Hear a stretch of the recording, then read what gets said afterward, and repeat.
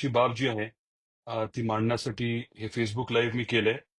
येणाऱ्या 15 दिवसामध्ये 2024च्या खरीपातल्या हंगामात जे काही नुकसान झालं शेतकऱ्यांचं, त्याच्यापोटी साधारण 250 ते 300 कोटी रुपये येणाऱ्या 15 दिवसात आपल्या शेतकऱ्यांच्या खात्यामध्ये जमा होणार आहेत.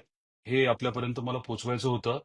या विषयाचा पाठपुरावा चालू होता आणि केंद्र सरकार आणि राज्य सरकारच्या माध्यमातून अपेक्षित निधी जो आहे तो आता उपलब्ध होण्याचा मार्ग खुला झालाय आणि येणाऱ्या 15 दिवसात प्रत्यक्षात खात्यावरती 250 ते 300 कोटी रुपये हे आपल्या धाराशिव जिल्ह्यातल्या शेतकऱ्यांच्या खात्यावर येणार आहेत.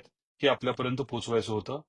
याच्या व्यतिरिक्त जवळजवळ 1,000 कोटी रुपये आपल्याला पीक विम्याचे आणि अनुदानाचे येणं जे आहे ते अपेक्षित आहे. आपल्याला कल्पना आहे की त्याचा पाठपुरावा चालू आहे. काही न्यायालयीन लढाई उच्च न्यायालयामध्ये माननीय उच्च न्यायालय छत्रपती संभाजीनगर इथे चालू आहे. काही विषयांच्या बाबतीत आपण केंद्र सरकारपर्यंत गेलोय आणि काही विषयांच्या बाबतीत राज्य सरकारकडे आता पाठपुरावा चालू आहे. हे सर्वच पैसे आणून देण्यासाठी आमच्या सर्वांचा प्रामाणिक, अतिशय ताकदीने आणि नियोजनबद्ध प्रयत्न चालू आहे. ते पैसे देखील लवकर मिळवून देण्यासाठी आम्ही जे काही करणं शक्य आहे ते करतोय. हा विश्वास आपल्याला मला द्यायचा होता आणि हे 250-300 कोटी रुपये 15 दिवसात उपलब्ध होतील.